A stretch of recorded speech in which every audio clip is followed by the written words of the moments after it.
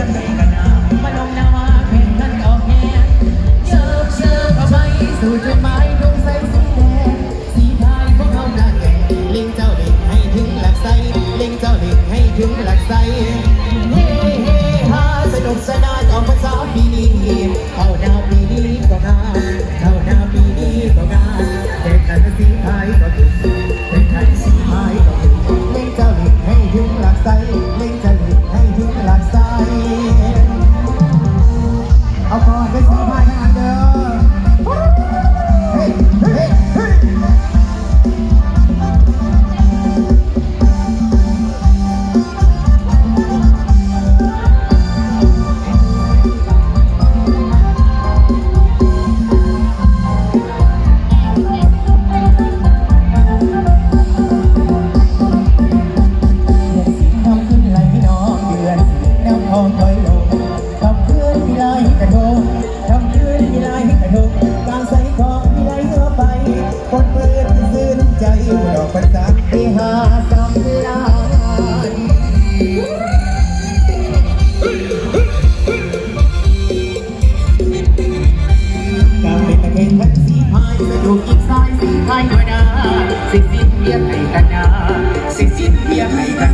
มาลงนาวาแข่งขันออกแห่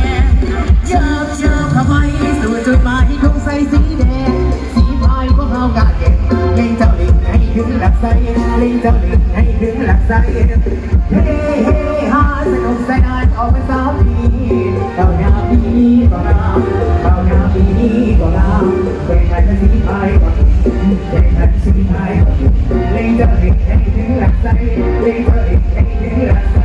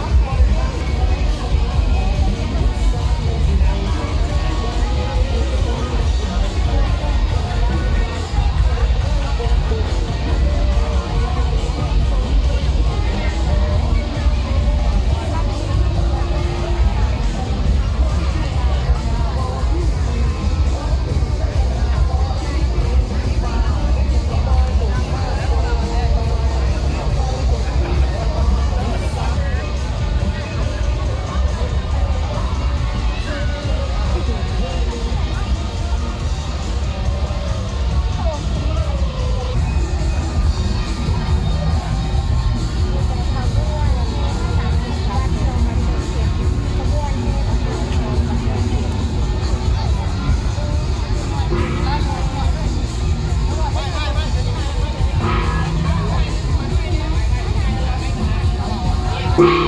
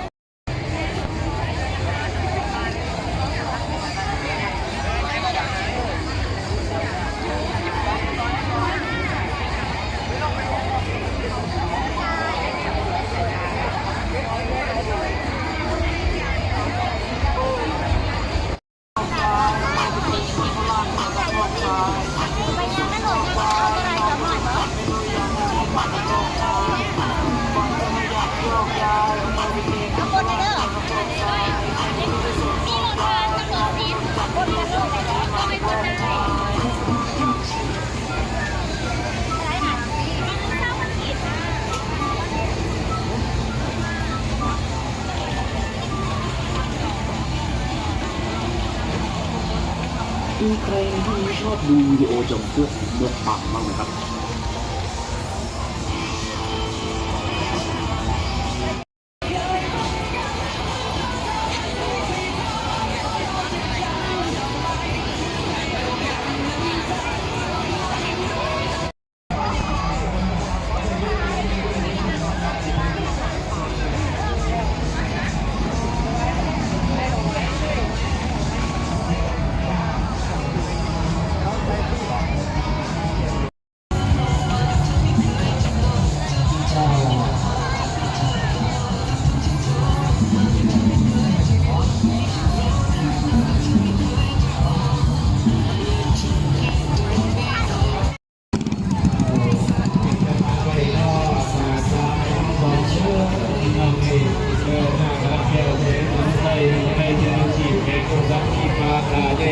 นี่เอาไปหน้าตลาดแก้วพี่น้องเอ้ยไปแล้วหน้าพระธาตุนี่ถ้าต้องมาได้เงินไปสมัครดูกันที่ไรที่ชื่อเพลงนะครับในคณะผู้บริหารการงานผู้อาจารย์มาเยี่ยมมาทุกเช้าในห้องเยี่ยมเยี่ยมหน้าเป็นด้วยการ